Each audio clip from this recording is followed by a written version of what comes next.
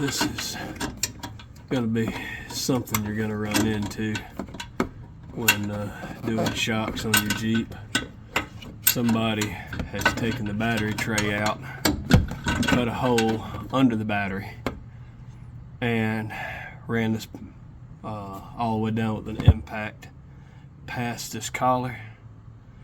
So we're having a pretty terrible time getting a half cross threaded nut off of a shock stub.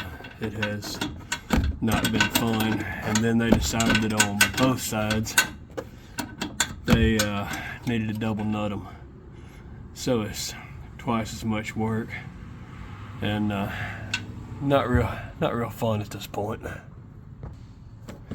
So yeah, we're still at this. This is not fun.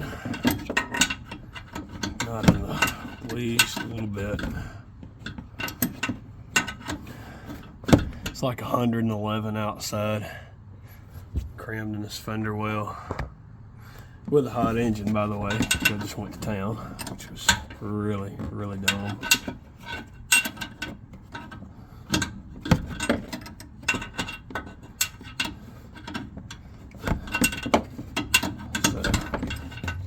Yeah, I'm not going to spare everybody the pain of watching me do this, ride the struggle bus, because, man, I'm on it. So, this is the type of crap you run into buying other people's projects. Everything was double nutted.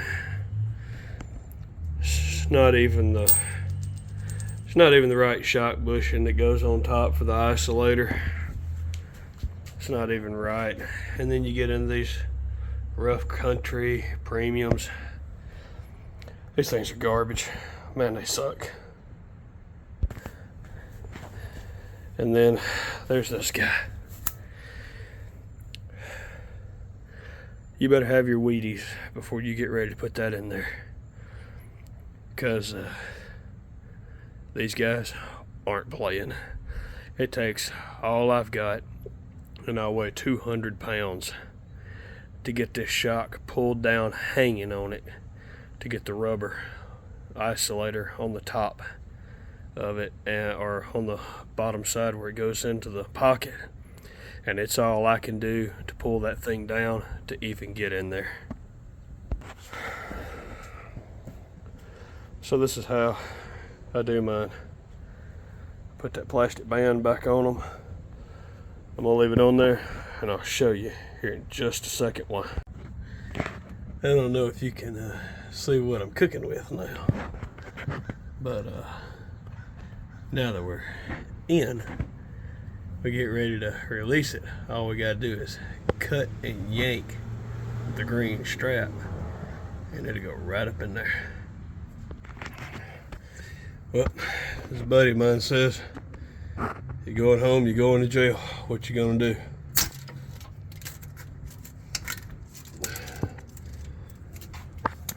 And that did not work one-handed. Not like it did on the other side. Alright. 2, 3, 4-letter words, and pulling the shot back down, and we're in there. Oh shit. These are not fun by any stretch of the imagination. This thing has absolutely kicked my butt, and I still got to do the ones on the back. Maybe they won't be as bad.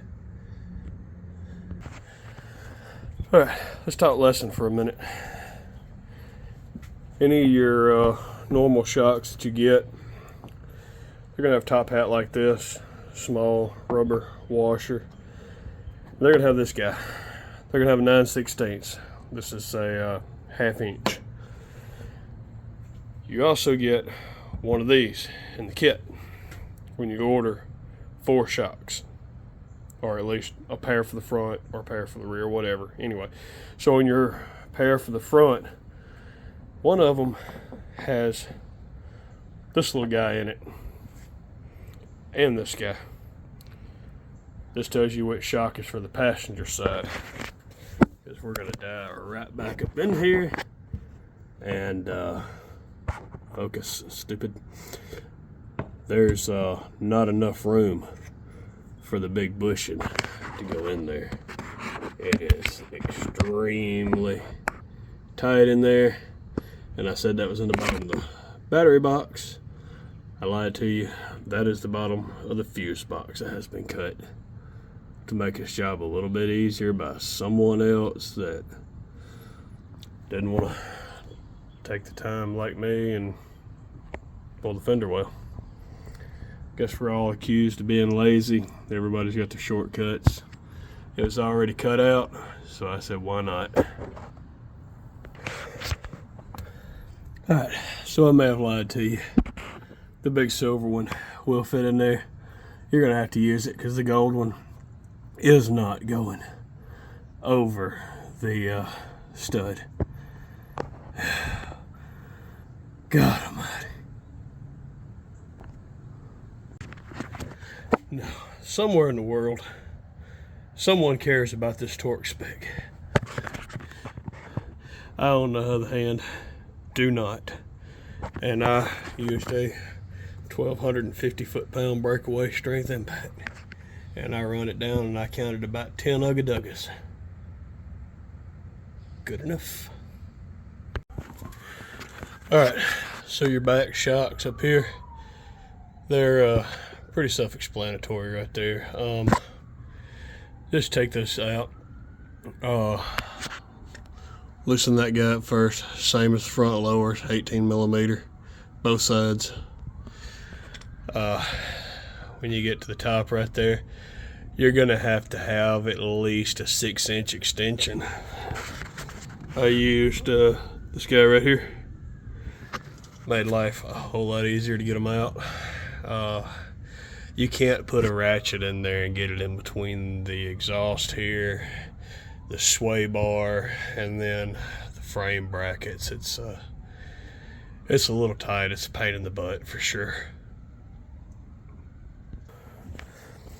So the whole reason behind this endeavor has been a rattle in the rear end that I have yet to find until now.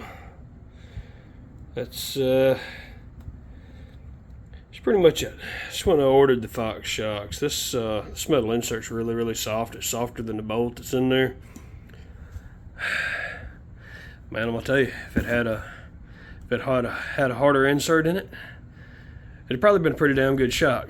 Besides the fact that they rattle internally and they're pretty much about smoked. All right, there you have it. Fox shocks, Venture Series, all 4 corners. Everything's in, tightened down. It is not that fun of a job to do. It's really not, but it's not bad either. I'd say scale 1 to 10. We'll go 4. Yeah, probably 4. I've done a whole lot worse, like axle seals, hub bearings, ball joints, shit like that. Yeah, definitely 3 out of 10. Not bad, time consuming and aggravating. All right, till the next one. See you guys.